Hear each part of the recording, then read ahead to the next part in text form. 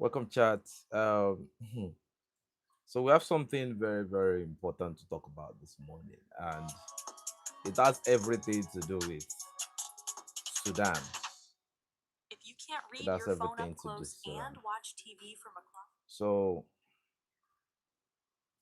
a lot of people are telling us that we should, uh, we should support Sudan. Give our voice to Sudan, stuff like that. The funny thing is, the situation of Sudan happens to be one of the situations where an expansionist agenda, you know, um, started working perfectly in Sudan, you know. And for us not to lose everything in our continent, we need to fight against this expansionist agenda of the imperialists. Now, when we say imperialists, we are not only saying Western imperialists. There is another imperialist that is even more dangerous than the Western imperialists, and those are the Arab imperialists. I stumbled across a video today where one of the Arabs, you know, created a video on TikTok. And what he said was that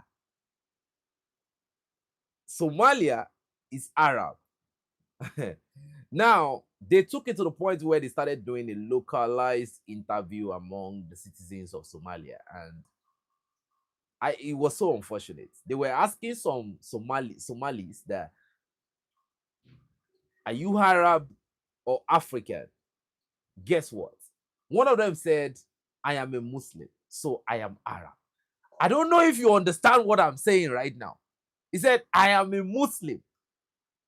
We eat Arab food. I don't you see, look, people have been long colonized even before they got colonized. Some battles have been long won. Do you get what I'm saying? So exactly, that's the point. A lot of them say that they are Arabs, and that is the mentality that we must clean out. You see, when I speak, I know a lot of people, they watch this platform, and when they watch this platform, they are scared. And there is a reason why the app itself, I don't know who controls what, they are scared to let the reach of this platform go far. Everyone in the Android community should understand one thing. Once our reach go far, a lot of people troop in as new subscribers. Once our reach go far, it's a problem. In the Android community is a problem for a lot of agenda. And that is why the reach, they won't want it to go far. Because we tell the cold truth over here. Now, there are two part of this imperialist plan. There is a hot one and there is a cold one. The cold one is the Western agenda. If you ask some Nigerians now that who are you, they will tell you they are Israelites. They will tell you that they are Israelites. But they've forgotten that even in the same Israel, different people of color are not permitted to pray with the exact Jews. I've seen this thing. I've seen the videos. We've seen evidences. Now, see, I will tell you all one very, very funny story. There is a pastor in Nigeria called Adeboye. Get what I'm saying? So there is a particular woman overseas that got diagnosed with cancer. So it was a stage 4 diagnosis. And at that point, you can only manage just to reduce the pain that the pathology would inflict on the patient, just to, alleviate the condition of the patient. Stage 4. They took the woman from where the diagnosis was, they brought the woman to Nigeria here, and they took the woman to redemption camp in Lagos. They paid $250,000. But they said that salvation is free.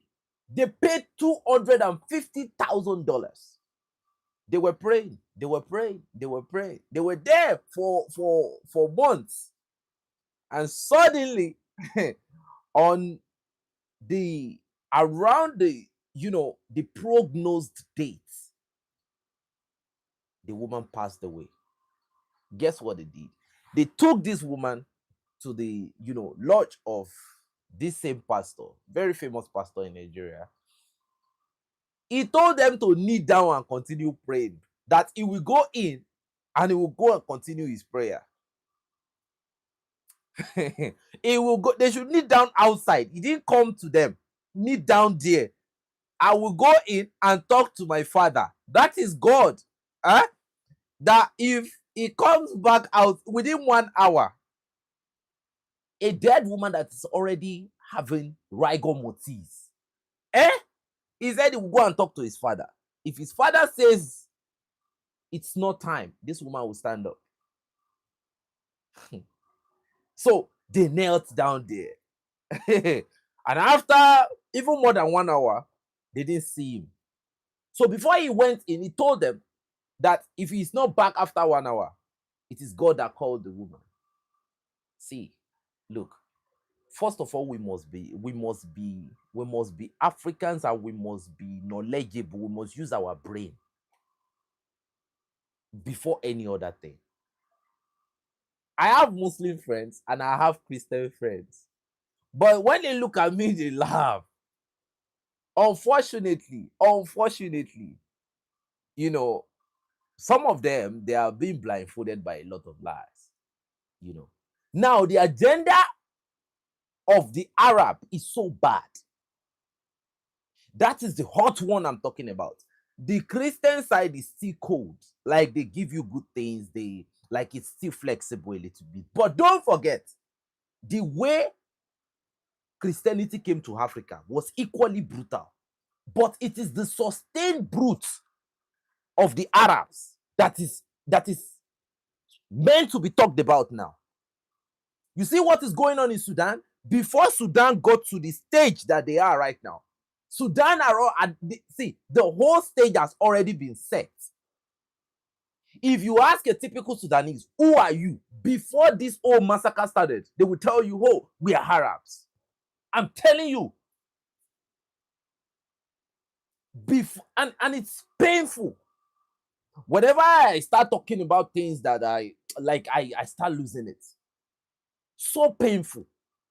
Before this Sudanese, this whole thing now, either Hal Buran or the Gallo who is Emeti, the idea, those guys believe that they are Arabs. And if you look at the northern part of Nigeria now, you were hearing in the interview yesterday, somebody saying that some of them speak Shua. I don't know if the Shua are the people that believe that they are Arabs in Nigeria. You see, this idea is to sell out something that does not belong to us, to sell it to us first. Then you surrender yourself. Now, there are two parts of Nigeria. Some people will tell you, go and listen to the comment section very well. They will say, no, the United States can come and, let them manage. I saw one very smart thinking man yesterday. But the moment he said the US can come and control and take over all the Nigerian resources, I knew that, yes, he was smart until he said that statement. They can take over all the resources. I'm going to tell you the truth today. A good president can send everybody away from whatever agreement they've had with whoever. You can't have someone like me in seat of power. Whatever agreement you signed with our ancestors is over on the spot. It's over. We don't need to even pay you any reparation because you've done enough damage. But you have people saying that, oh, they can come and take over the resources. Because somehow, some way, either the soft way or the hard way, their allegiance have already been taken by those people. You are in Africa, you were born African, but you will tell yourself you are an Israelite. Is he sane? Some people will say, oh, I am Arab. You will start, when you ask them what is the meaning of what they are saying, they cannot even interpret it. It's so shocking. It's pathetic. When I saw the Somalia one this morning, and it was one Arab dude like that was saying, yes, Somalia is Arab and all of that. Now, if you look inside Somalia properly, now you have Arabs inside Somalia. And a time will come, they will declare that jihad. That is how it all begins. They will declare it. Look at Mozambique. Gradually, they've already taken over the Cabo Delgado. Now they are gradually selling. You will see the Islamic State in IS Mozambique. They are already going to their mosque. They are already pushing to them and all of that. Gradually, they will continue to sell that colonial. See, when people say colonialism, it is not just France. It is not just anybody that they are talking. It is some of those people that don't have our skin. Nearly all of them have the same agenda. The same agenda. And the only way you can get out of this mental manipulation is to remember that first you are African. There is this God-forsaken man in Mali called Imam Diko. I don't know if a lot of people know this man. They call him Imam Diko. He's a known terrorist in the Al-Qaeda network. This guy worked with al-Baghdadi. He worked with Osama. He worked with al-Zawahiri, the notorious ISIS al-Zawahiri. And they called him an imam. And there are still some Malians, right, that believe that, oh, he's an imam. What is even the meaning of that imam? Like, what does it mean? If they call you an imam, what does it mean? It makes you a god or what? So now this man is telling the Malians to go against Goita. Is Goita not a Muslim? He's a Muslim, right? This man called Imam Diko believes that he is an Arab. Do you get what I'm saying? Now, having Goita in power would have made them happy at first that, oh, he's a Muslim that is in power. But what they did not understand was that these three presidents in the Sahel, they were Africans before they chose religion. So the ANDRADE gospel is not telling you not to still serve your religion, or like, be African first, be human first. Let love live inside you before you now talk about religion. If not, religion will be a dangerous tool. It's a tool on its own. It's a tool on its own. As a medical professional, I've seen a lot of manipulations. I have seen a lot of them. So it has opened me to so many realities that I will be like, wow, are we serious right now? Are we serious right now? Honestly, in my family, I'm the only one that is like this. Every other person chose to be whoever they want to be. I am the only one that is like this. I go back home. I am a local boy from my family. I'm very, very local. The Western ideology, everything has not pierced my... See, everything I got from the West, I used it to improve myself and improve my environment. But it did not sink into me to the point where I forgot where I'm from. I am still me, that local boy. Oh my goodness. You have a lot of people that have so much forgotten themselves to the point that they want to be who they are not. Because at the end of the day, the white community sees you as you are a black. So the Sudan situation, now we, the black community, we are now campaigning for a free Sudan. But the question is, the Sudanese themselves, what did they proclaim before everything got to this point? And now the funny thing is, when you are trying to tell people, when you're trying to correct people, they believe that they know too much until everything escalates. And when they want to look for help, right, they won't go and call those Arabs to come and help them. Is the UAE not involved in the genocide now? The UAE is the active participant of the main genocide. Turkey is playing its own role. Either you are supporting Dagalo or you are supporting Al Buran, you are killing Sudanese. You are killing Sudanese. It's so unfortunate. And here comes Somalia. Go and look at one of the things that divide us the most. It is religion. It is not even education or knowledge. It's not real knowledge that divides us the most. It's religion. It's religion that divides us the most. Go to Twitter. You will see some people during this Christmas. They were saying, "Oh, I am Muslim. I am not this. I will not wish anybody happy Christmas. I will not do this." Because you lack humanity and you lack sense of discretion, you cannot think for yourself. That is why, you see, they follow. Religion turns people into a zombie, turns people into zombies. Like, I don't know. I don't know at all. That is why, in fact, after the United States dropped that bomb and they didn't hit any target, up until now, there is no evidence. There is only lies and reproach. Up until now, there are no evidence of KIA or whatever. But guess what?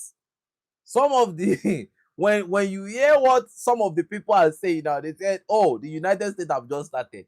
They need to throw more bombs. That it is more bombs that would, it is more bombs that will start killing the terrorists." Now there is a lie they are telling now. There is a serious lie they are telling that the bombs, when it landed, the Lakurawas are running. Hell to the no. You're not running anywhere. Hell to the no. See, we want to see the terrorists dying, right? But no evidence. No evidence. There are zero evidence. Zero evidence. Now, the funny thing is this. Imagine that those farmers that went to dig that bomb. No, I just want you to understand. The police were not there at first. The farmer was in his farm. He saw the bomb. Then he tried to dig it. He went to call his friends. They tried to dig the bomb out of the ground. They could not dig it. They now went to bring a rope and a camel. They tied. God of mercy. And that is the beauty of Africa. The fact that, let me tell you what before I slept yesterday, I thought of something. I said, now I see the reason why every time Africans say no to France, they say it's Russian propaganda, that Russians are the one influencing the mind of Africans. Do you know why? Now, you are educated, look at the mentality of people who are trying to dig out a tomahawk missile, right? That still has the capability of knocking everybody to. Thank you very much. No, I just want to explain something. Okay? See, every possibility is an opportunity for us to open up a new reality. Now, the reality is this. How do you think these Westerners will feel when they see that there are farmers that actually wanted to dig out a live payload that still has the capability of total destruction? Now, let me now tell you the irony of it. Why they were trying to dig, and I know they must have come with diggers, shovels, all the tools that could have, been a catalyst. If that bomb had exploded, I can promise you they will say those people are Lakurawas. That would have been their evidence. Those people that got, some people will be like, yes, they are terrorists. That means that bomb actually, he did what he was supposed to do. And nobody will know that those people are just innocent people. Kai.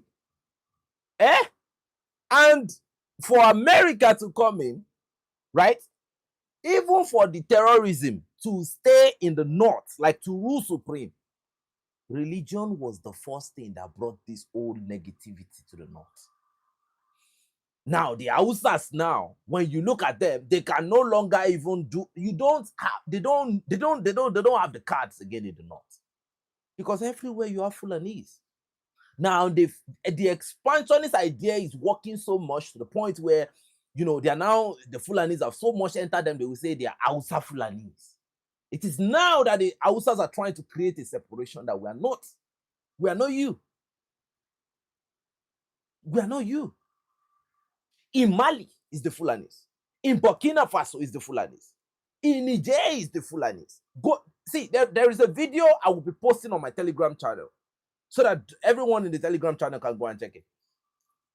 Just, I think about 4 days ago, there was a fight between, internal fight inside the JNI terrorist group. They are unaliving themselves. Now, when the Malians hit these people, or the Burkinabes or the Nigerian hits them, everybody will be like, oh, they are kids. I want you to experience how brave those young ones were. All this the way they talk with this sharp pitch, I was like, even at the face of death, they were so confident. They were arguing, they were so like, the same people. A typical Fulani does not believe that they are Africans. It's a lie. It's a lie. They don't believe that they are Africans. Those people believe that they are Arabs. They ship in the religion. Then people will start. That's why you see all the terrorists. Their head. If you want to know the truth about what I just said now, go and look at all these terrorists that are being killed. What do? They go to the line of contact, tying their head with that rope that they normally use to tie their head. They tie their head with rope so they cannot think properly again. That's why you get them meeting their 72 virgins on the line of contact. Because the brain that is supposed to control the body the right way has already been sabotaged. They go to the line of contact and then they cry about Fulani persecution. Exactly. It is the same expansionist ideology they are already trying to take to Ghana.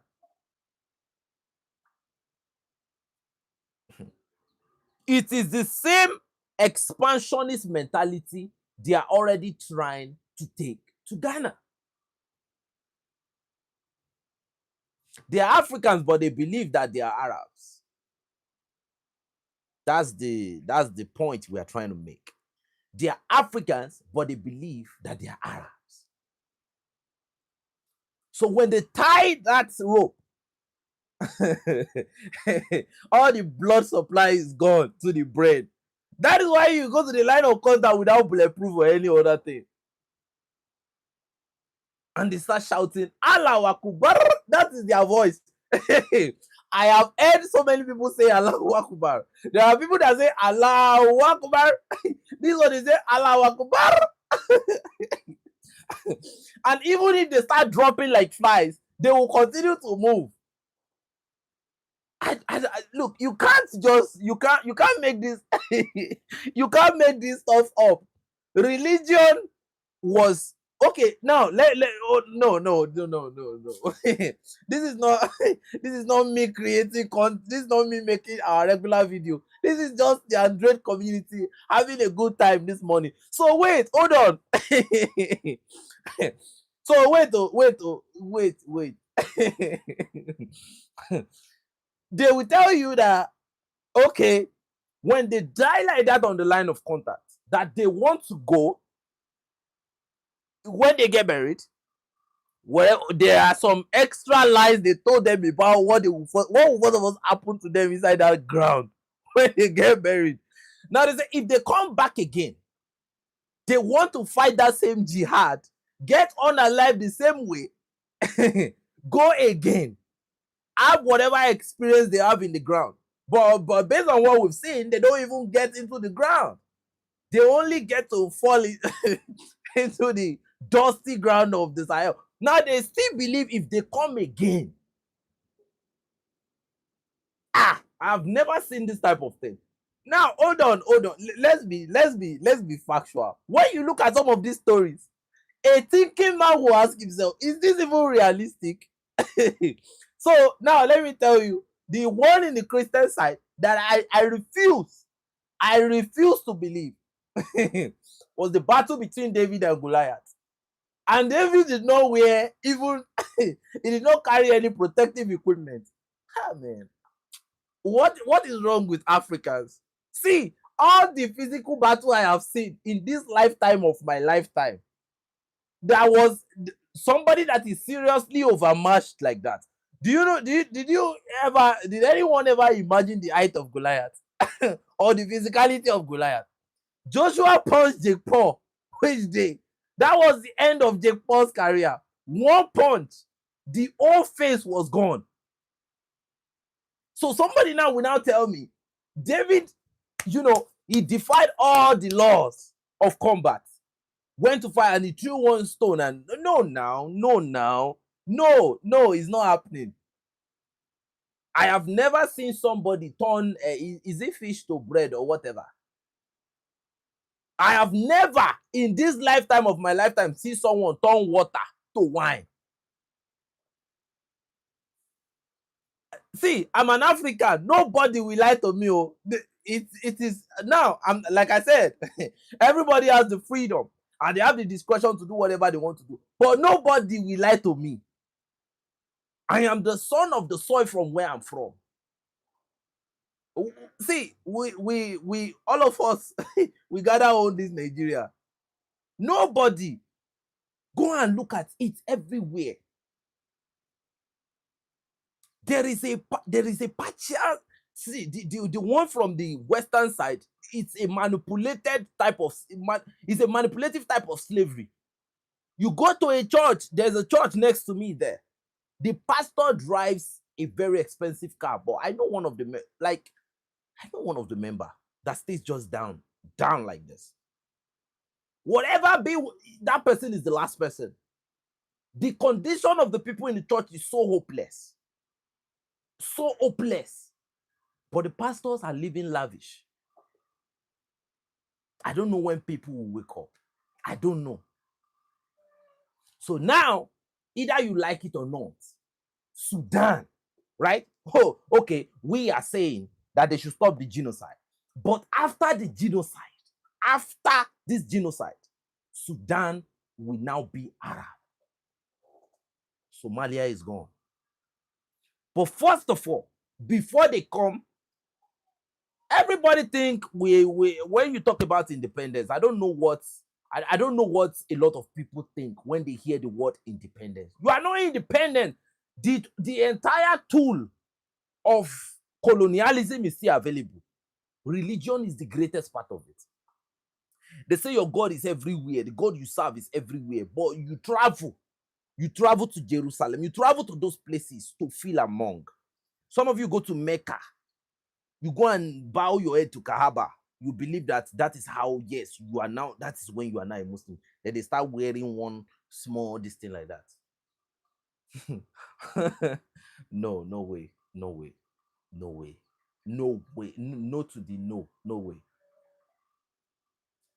The reason why they hate these three presidents from the Arab perspective, you can see that even recently, Ibrahim Traore jailed 2 Islamic clerics. They were preaching extremist preaching.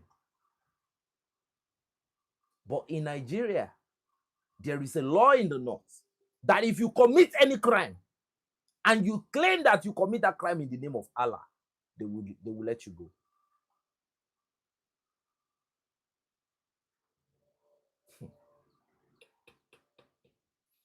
Well. So when I look at the situation in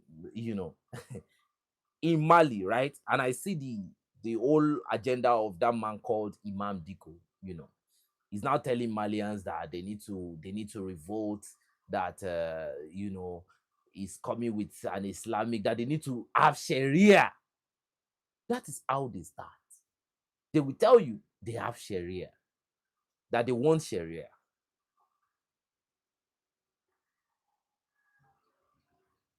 They should. If I am the look, somebody like me cannot. That's why when people talk about governance, I cannot, because if I am the president, everybody will start using their, I will force them to use their brain. No, you must use that brain. You must use your brain. In fact, you see, the word, look, people should be law. It is very easy. So do you, I don't understand. Do they think, look at China. No, let's look at China, for example. Look at all the superpowers, right? You will hear the Russians, even though there is Orthodox Christianity and there is Islam in Russia, right? But they are Russians first. Now we are saying that okay, do with your religion, but you should be Russian. You should be Africans first. That was why when I saw the video of those Fulanis talking out of line in Ghana, naturally I reacted the way I'm supposed to react. And the government of Ghana responded very quickly.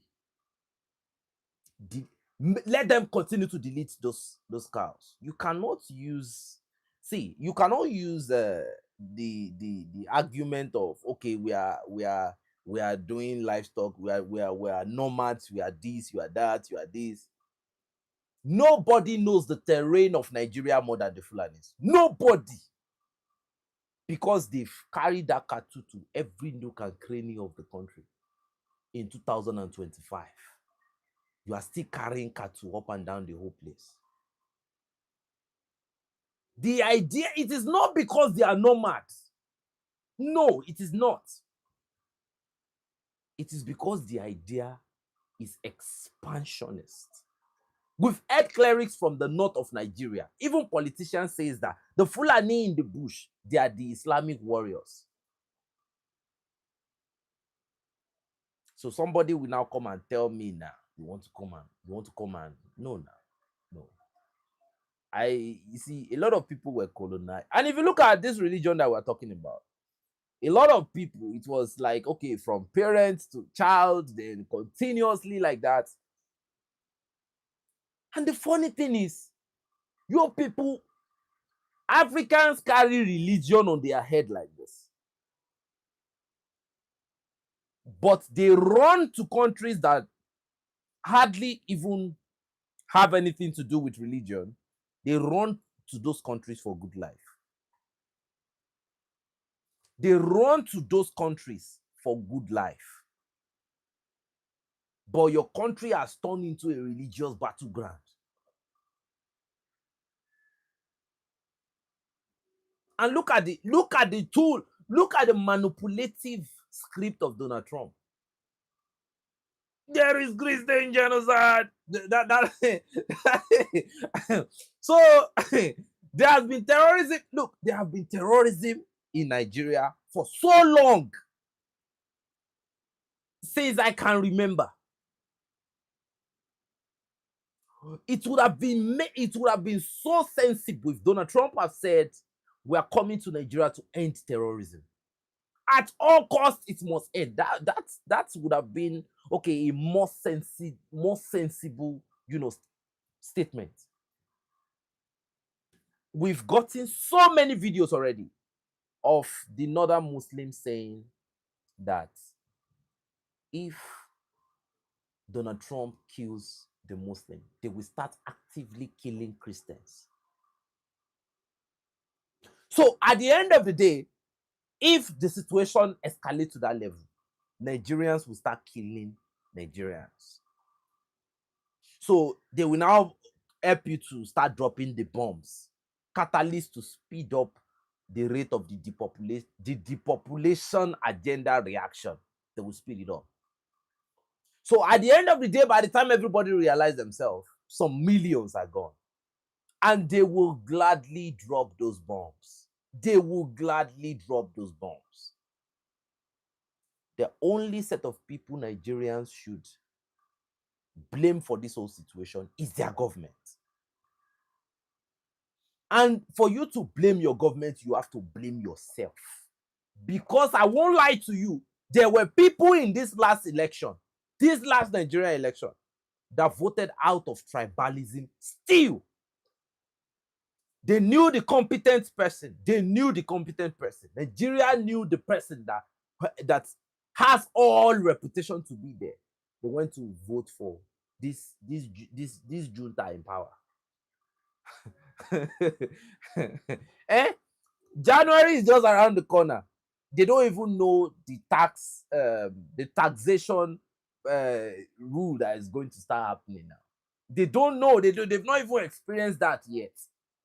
Short memory, short thinking people. And once the tax start hitting them anyhow, you see them make some noise for a little bit and they keep quiet. They've adapted. To them, they are adapting. But what they don't know that is that the country is decaying the more. During the time of Buhari, I told a lot of people, this guy will destroy this country. This guy will completely annihilate this country. They did not accept. Because now, this is where you will know people that have been over-colonized. Because Barack Obama said, vote for the next chapter. You see, Nigeria are the white people of Africa. Because Barack Obama said, vote for the next chapter. Oh my God, Barack Obama has spoken. God bless Barack Obama. Now Donald Trump is speaking. I don't know how to explain to these people. I don't know at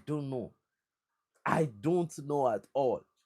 They can see, but their sentiment and emotion will never allow them to see anything. You know, unfortunately, Nigeria is number 3 on my algorithm right now. Nigeria is number 3, the third country. It used to be US first, followed by UK, followed by Canada, followed by Jamaica. Like that, start going down. Then I think France is even the French are even part of the people that are watching this platform now. They can't they can't hide from the truth. So the intels they are not getting, they can easily come out. Yes, we'll keep dropping the intel for their troops that are getting, unalive. We'll keep helping them to bring the evidences here so they can come and see how their boys are doing in the Sahel. You understand what I'm saying? But the funny one is that when I started this platform, I was so happy that Nigeria was not even part of the entire algorithm. Now that Nigeria has entered the algorithm, I don't know why. Maybe it's because we talked about the US bombing mission and all of that. I don't always like talking about Nigeria. I don't. It's like wasting your strength. It's like wasting your strength. Oh, thank you so much. Thank you so much. Thank you so much, brother. It's like wasting your strength. Eh? Yes. No, no, no, no, no. I've never.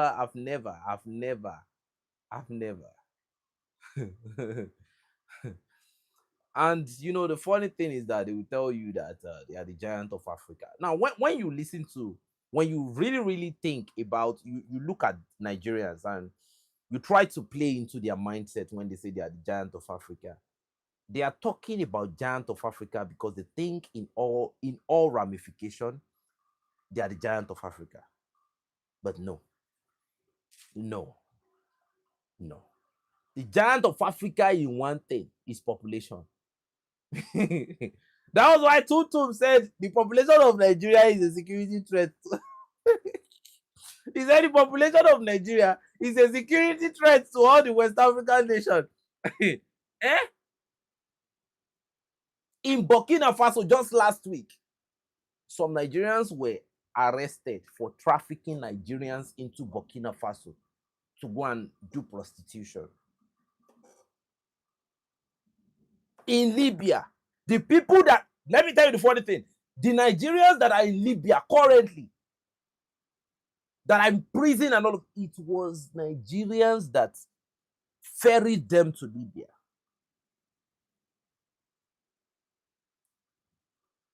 And one Nigerian wants to come and tell me, I have my ex girlfriend, right? She once had the Libyan experience. It was Nigerians in Libya that control all this trafficking network. How she got back was a miracle. To Nigeria was a miracle. And any small thing, they want to mention Niger, they want to mention Mali, they want to mention Burkina Faso. No, the morality is gone. Let's first of all start right there. When you talk about the Nigerian situation, morality is out of the window. Everybody want to have money. Everybody. Money. Everybody. Yeah, they sold them into slavery. It's just that these people, in fact, I will try to talk to some of them if they can come and tell you guys what happened to them. I will try my best to speak to them if they will be bold enough to come and tell their reality here. I have a lot of them all around here, all around this place that I live. And they want to come and think, before you know, they want to jump and tell you, oh, this is it. For you to have a lot of Nigerians in your community, let's imagine that, okay, the ANDRADE community only has Nigerians on it. Oh my goodness. It will mean that you cannot say anything. That is why when you check the FYP, it's either some people wearing tattered clothes doing comedy and all of that. Podcast is not for them. No. It can't fly. High level thinking things, it can't fly. It can't fly. It won't fly. You have to be a rogue. You have to be a clown. You have to, like, it's not a place. It's not a place. In one of the most poverty-stricken neighborhoods in Lagos State, they had a 24 hours carnival. 24. Most of them, their kids are not in school. 24 hours carnival. In the name of you are celebrating.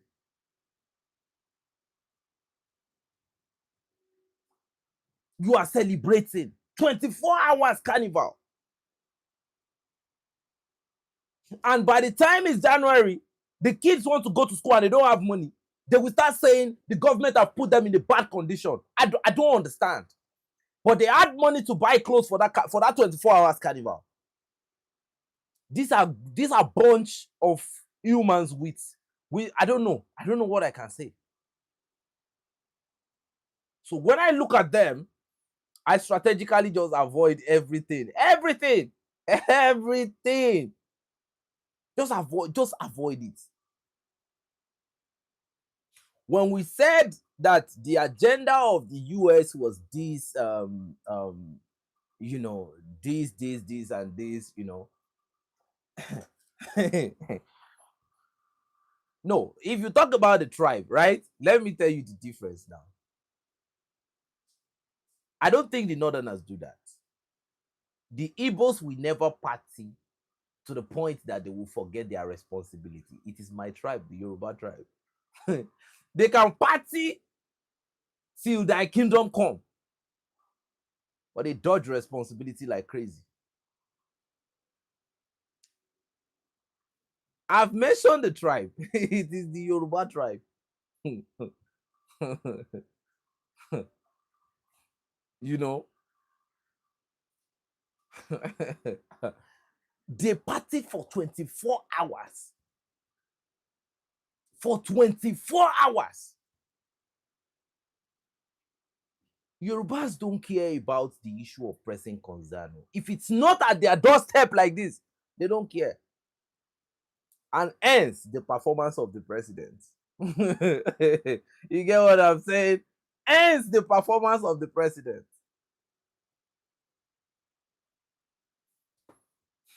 It's a diabolic, it's a completely diabolic situation, but it is what it is. It is what it is, you know. So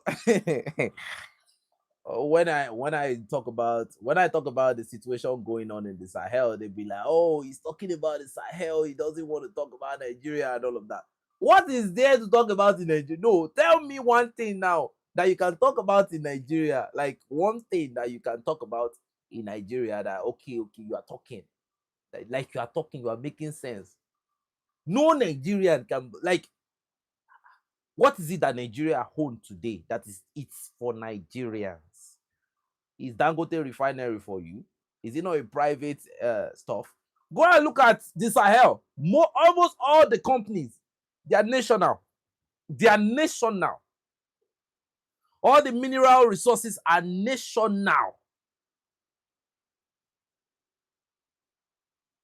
The separatist sentiment in Nigeria. You see, first of all, right? Let's tell one truth here. When we talk about separatist, when we talk about the separatist sentiment in Nigeria, right? The separatist ideology in Nigeria is deep. It goes way back, even before the Biafra War. First of all, let me make you understand something. The people that colonized us in Africa, right? They did not just ordinarily, they didn't colonize just like that. The people that colonized us, they made sure that they joined different people from different tribes. People that would never agree. In Benin Republic, you have some Yorubas in Benin, right? You have some Yorubas. That's why you have Western Nigeria having a good link to Benin Republic.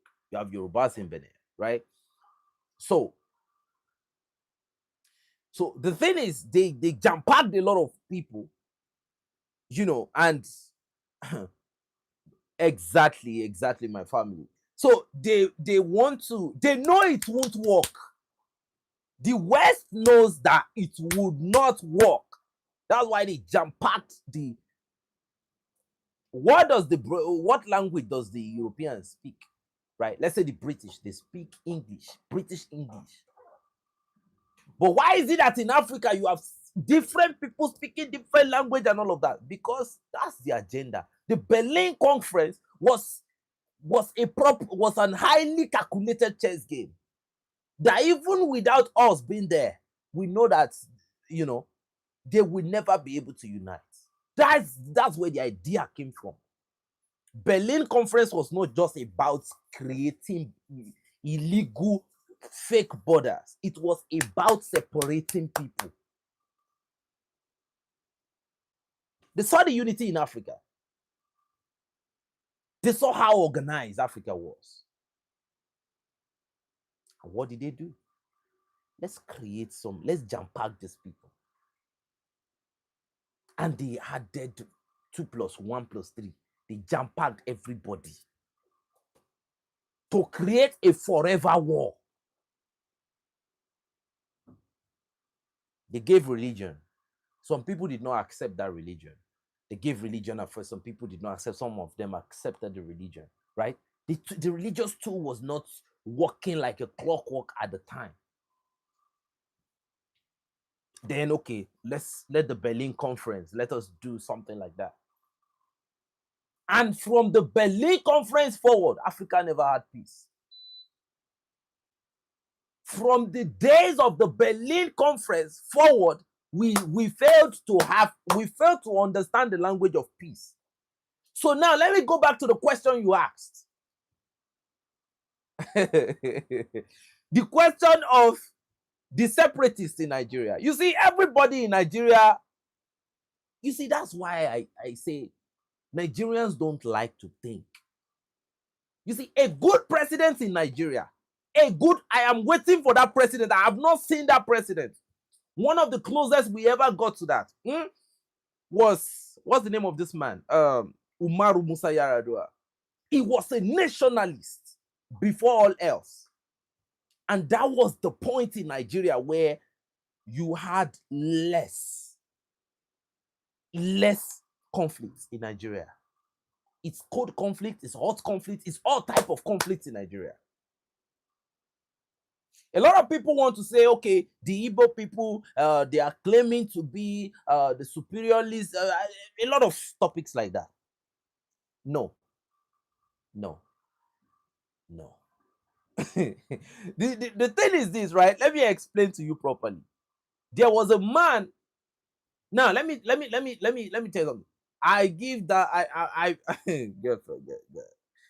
This man during the last election, he's a Yoruba man. He was literally preaching the greatest type of hate you can ever imagine against the Igbo people. The Igbo people were launching the the canister back on the Yorubas. But I sat down in the midst of everyone and I called them to order that you are old, but you are a very, very small human being. You are very, very young, but you are old. You are illegally young. You are not your age. This man is about 60. He started telling the Yorubas about the Biafra war. He started telling like different stories. When Nigeria said they wanted to teach Nigerians history, they were teaching them about the Biafra war.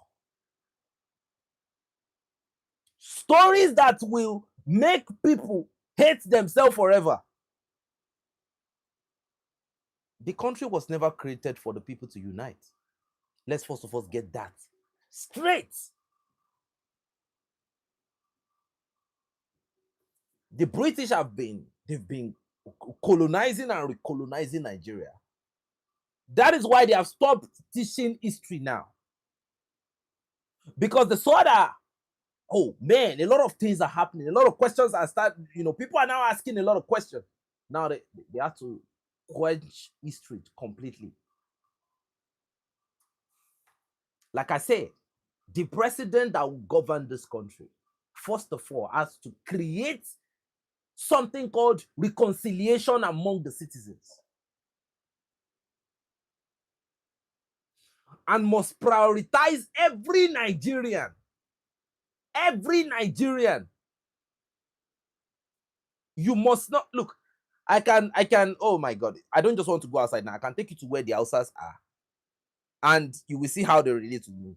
I have Igbo friends all over the place. If I'm jumping down from my building now, and I have Yorubas as friends equally.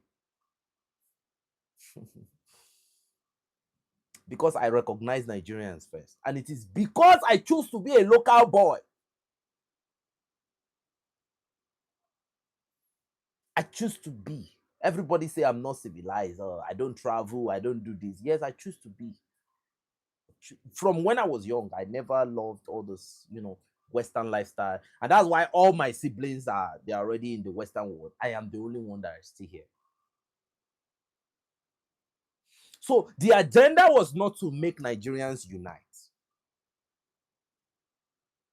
So to unite Nigeria, the first thing to be done would be to find a way to apologize to the most marginalized tribe in Nigeria. You will be a liar. I challenge you as a Nigerian, you will be a complete liar to say that the Igbo people are not too marginalized. When you listen to the comment of some people on Twitter from the north, how they talk about the Igbo people, see, look, when you look at what the Igbo people say, right?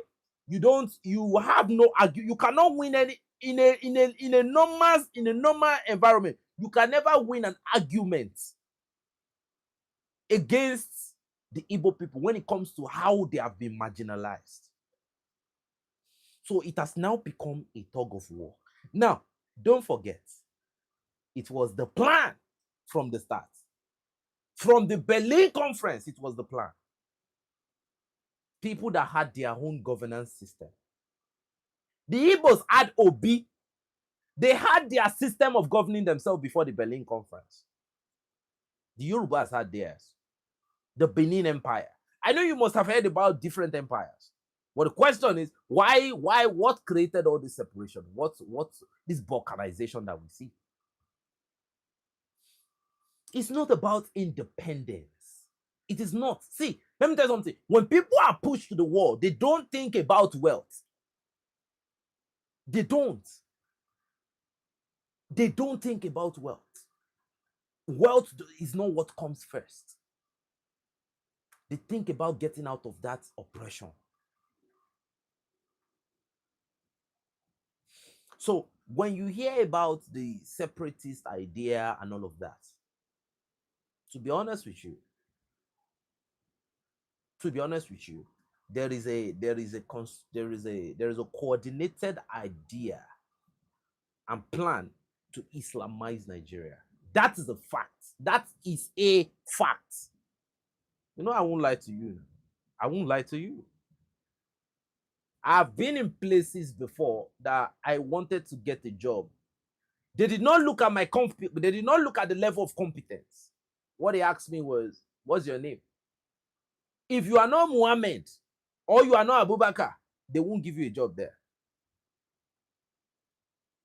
I'm talking about government institution. So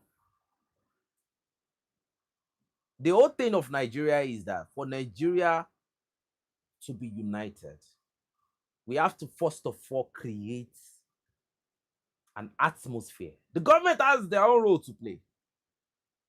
You have to create an atmosphere where you know, you have to make everybody feel comfortable.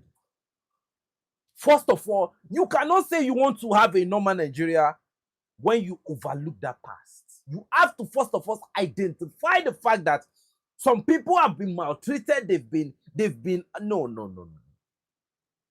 In the hospital, let me tell you something. No, I don't want to talk about this, right? What had been done to the Igbo people? I mean, Yoruba. What had been done to the Igbo people in the past is, I'm talking about unspeakable level of crime. And till this day, some of them are experiencing the resultant effect, but they cannot tell you that they don't know where that problem is coming from. But it is coming from the crime that was committed. Ah, man. Did you have any one of you seen the video of the Biafra War? So there are some things that happened then that affected people to the level of their gene, and now it's manifesting today because they were made to live in some level of conditions that. So to say you want to have a united country, right? You will first of all have to apologize to those you need to apologize to. You apologize to, because of the entitlement mindset, you apologize to the other ones too.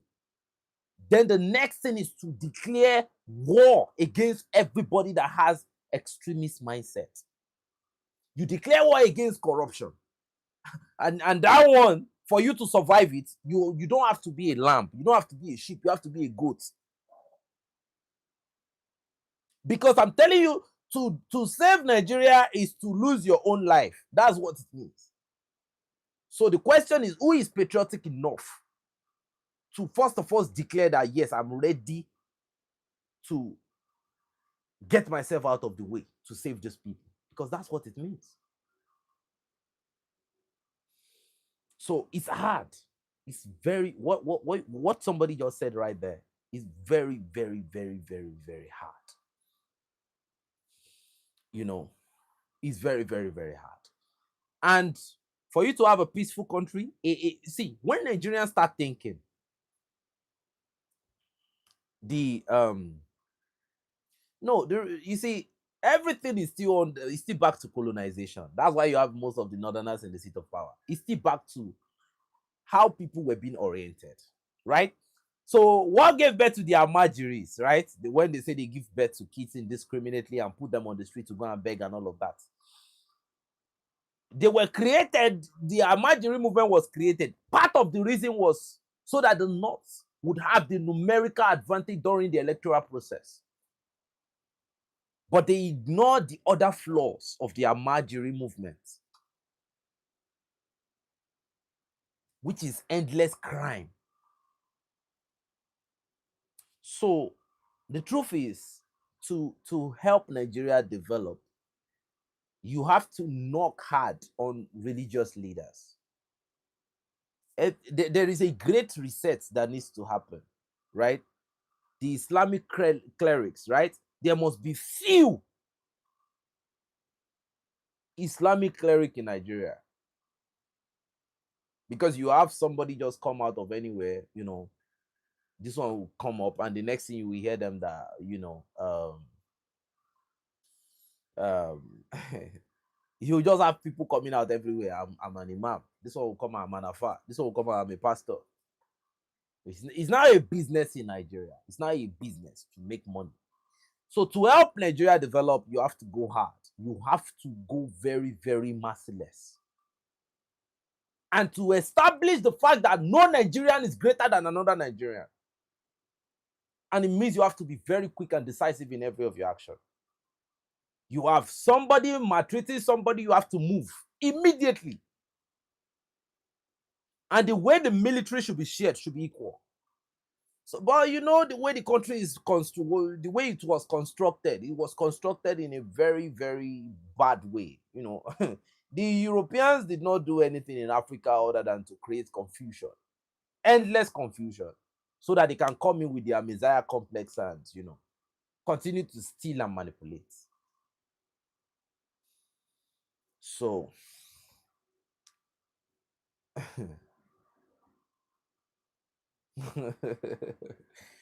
so to save Nigeria, you see, the population of Nigeria, it could have been a very, very great tool for Africa. You understand? Algeria has already banned France. Yes, yes. The population of Nigeria could have been a very, very great tool for both economy, military, whatever you want to talk about for Africa, right? But with the West is trying to create should I say, they're trying to create a very, very chaotic box in Nigeria. You see, one of the biggest things that you can do to liberate Nigerians is to first of all perplex religion. If you get religion out of the way, Nigerians can think, they can start thinking. Then to knock out corruption. First of all, to knock out corruption, you have to knock out bad governance at all levels.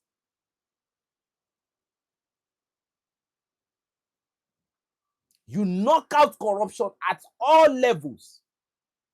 Then we can start coming gradually. And for Nigeria to rise would not take time. It will not take a lot of time. In fact, it will not take 4 years. It will not take 4 years because they have the numbers. Let's say the Nigerians don't even want to look into the direction of technology. Nigerians have that numerical advantage. But that population, because it is not properly guided and managed, it's now becoming a problem. The number one objective of any good Nigerian president should be to motivate Nigerians that are already scattered in diaspora to come back home. And that is by governing the hard way. And for you to govern the hard way, to govern the right way, is not possible in a democracy. The so-called democracy that people are talking about, that is not possible. It's not possible. And everything still goes back to the Berlin Conference. Because if the country is better and everything, there are still maybe the North, maybe it's now time for the North, they will now bring back, they take the country back to Stone Age.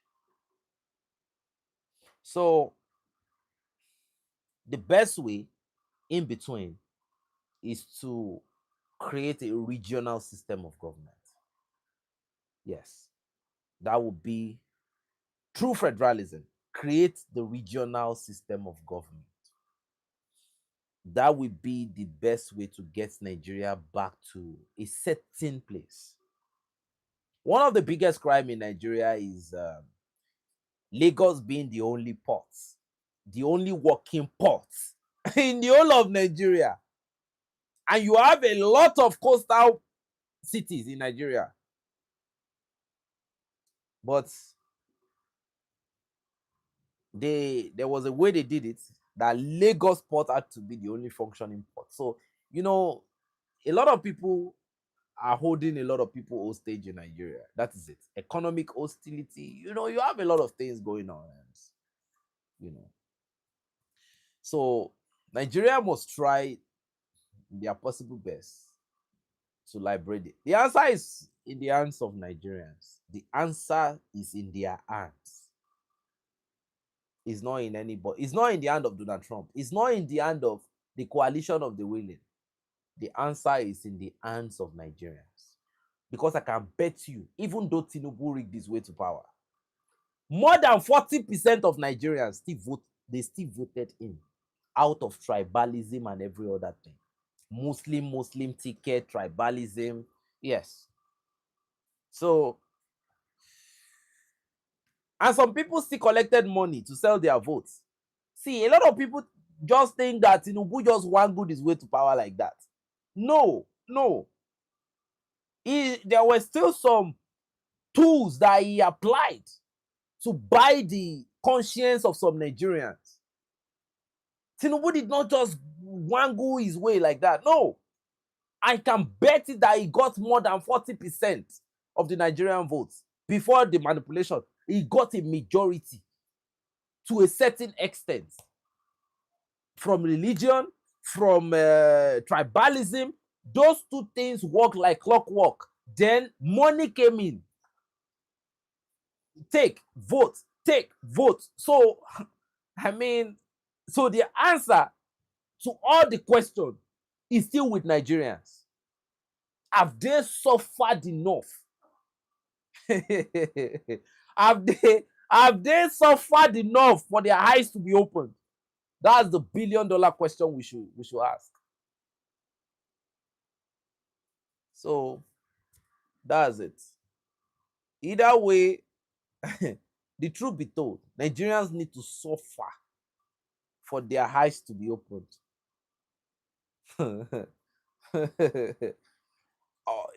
They need to I'm talking about high level suffering, for their eyes to be opened.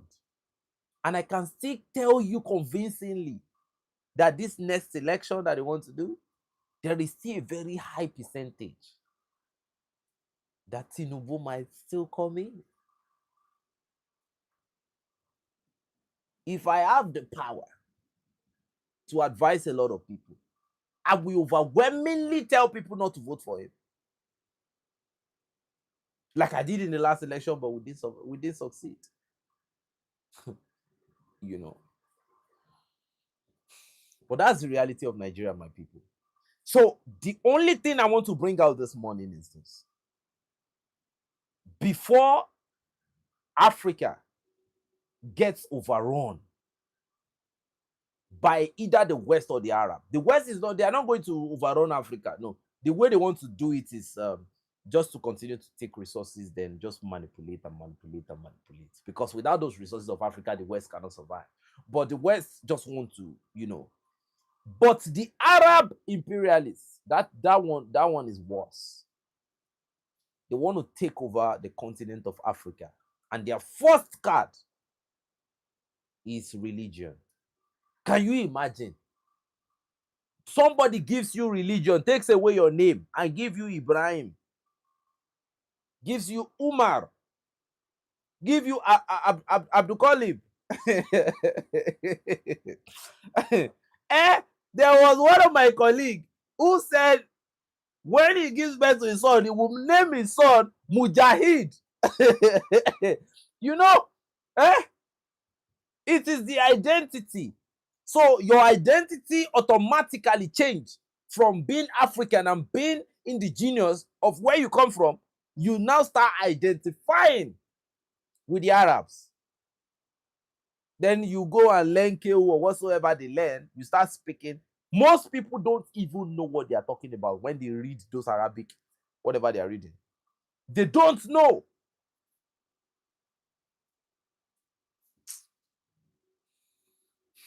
It's going to be a long road. It's going to be a long road to freedom. It's a very long road to freedom because all these things, they did not happen in one night. It happened for a very long period of time. So to decolonize the mind of people, they have to face a very, very hard level of oppression for them to think. Yeah, for them to think. So Now, the issue of this religion, the religious divide right now, it's very, very deep in Nigeria. Now that's why you have, even if Donald Trump drops 100 patons on the north, the people in the south will say yes, it's okay, because the language is Christian genocide. Christians are being killed, Muslims are being killed too. Let's not deceive ourselves now, right? Everybody